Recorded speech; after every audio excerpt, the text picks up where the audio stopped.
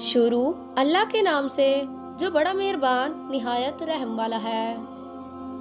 दोस्तों, एक मर्तबा हजरत लाल शहबाज कलंदर रहमतुल्लाह अलैह कहीं तशरीफ ले जा रहे थे कि रास्ते में आपको बंदर नचाने वाला एक मदारी दिखाई दिया जो कि खेल तमाशे दिखाता था। हजरत लाल शहबाज कलंदर रहमतुल्लाह अलैह उसके करीब गए और उससे पूछा, तुम कौन हो? तो वो कहने लगा, मैं कलंदर हूँ। उस दौर में तमाशा दिखाने वाले को कलंदर कहते थे। हजरत लाल शहबाज कलंदर उसकी ये बात सुनकर मुस्कुरा उठे। आपको मुस्कुराता देखकर मदारी को ये बात पसंद ना आई कि आप रहमतुल्लाह अलैह उसकी बात सुनकर मुस्कुरा उठे हैं। वो आपसे पूछ बैठा कि आप कौन हो? तो आप रहमतुल्लाह अलैह ने फरमाया, मैं भी कलंदर हूँ।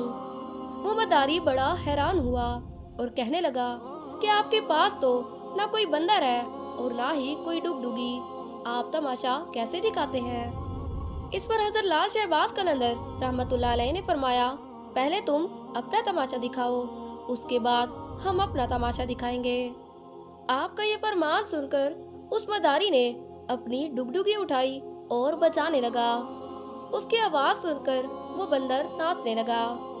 उसके बाद मदारी कहने लगा कि अब आप दिखाइए, आप कौन सा तमाशा दिखाते हैं?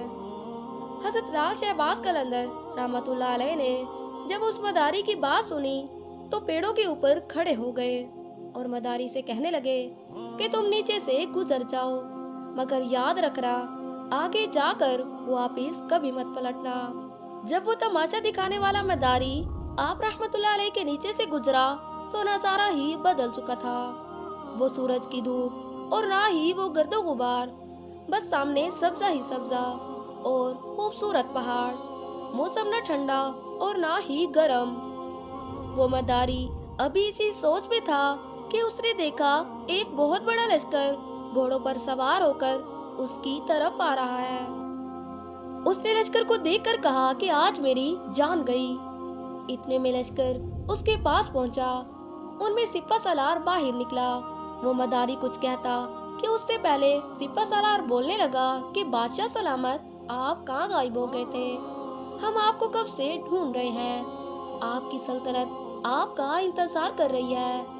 मलका का हाल रो रो कर बुरा है, आप हमारे साथ चलिए।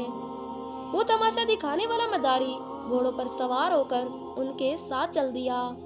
जब वो महल पहुंचा तो इतने आलीशान महल को देखकर हैरान हो गया और जैसे ही वो अंदर गया तो एक खूबसूरत मलका उससे गिला शिकवा करने लगी।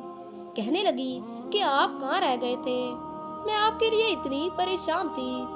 सल्तनत के लोग भी आपके लिए बहुत परेशान थे। दोस्तों, उस मदारी की हैरानी का कुछ अंदाजा ना था। वो बड़ा हैरान था कि ये सब क्या हो रहा है। ये खूबसूरत वादियाँ, ये खूबसूरत महल, ये खूबसूरत मलका आखिर किसकी है और ये सब लोग मुझे अपना क्यों समझ रहे हैं? इसके बाद वो तमाशा दिखाने वाला मदारी सब कुछ भूलकर नहा धोकर शाही लिबास पहनकर तख्त पर बैठ गया।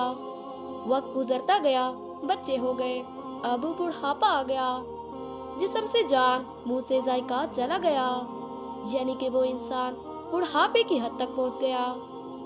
एक दिन वही शख्स दरिया के किनारे बैठा सोच रहा था कि आखिर मेरे साथ हुआ क्या था। सोचते सोचते उसकी नजर उस दरख्त पर पड़ी जिसके पास से वो गुजरा था। उस शख्स ने देखा कि वो दरख्त आज भी मौजूद है। उसने सोचा कि चलो इस दरख्त के पास जाकर देखते हैं कि आखिर मेरे साथ हुआ क्या था। दोस्तों, वो शख्स जैसे ही उन दरख्तों के नीचे से गुजरा तो सारा का सारा माहौल फिर से बदल गया और वो हजरत लाल शहबाज कलंदर रहमतुल्लाह अलैह के पास पहुंच गया। उसकी बुढ़ापे की हालत फिर से बदल गई। वो सल्तनत, वो मलका, वो शहजादे सब पीछे छूट गए। वो वापिस अपने बंदर और हजरत लाल शहबाज कलंदर रहमतुल्लाह अलैह के पास पहुंचा। सारा नजारा वही का वही था। वही बंदर, वही डुगडुगी, वही धूप और गर्दो गुबार और पीछे हजरत लाल शहबाज कलंदर रहमतुल्लाह अलैह खड़े हैं। ऐसे लगा कि जैसे वो कोई ख्वाब देख रहा था, मगर जो कुछ اس کے ساتھ ہوا وہ بالکل حقیقت تھی۔ وہ بہت حیران تھا کہ یہ کیا ہو گیا۔ اس شخص نے جیسے ہی حضرت لال شہباز قلندر رحمت اللہ علیہ کو دیکھا تو وہ شخص ان سے پوچھنے لگا کہ میری سلطنت، میری ملکہ، میرے شہزادے کدھر گئے؟ تو حضرت لال شہباز قلندر رحمت اللہ علیہ نے فرمایا کہ یہ سب تماشا تھا۔ ایک تماشا تم نے مجھے دکھایا اور ایک تماشا میں نے تم کو دکھایا۔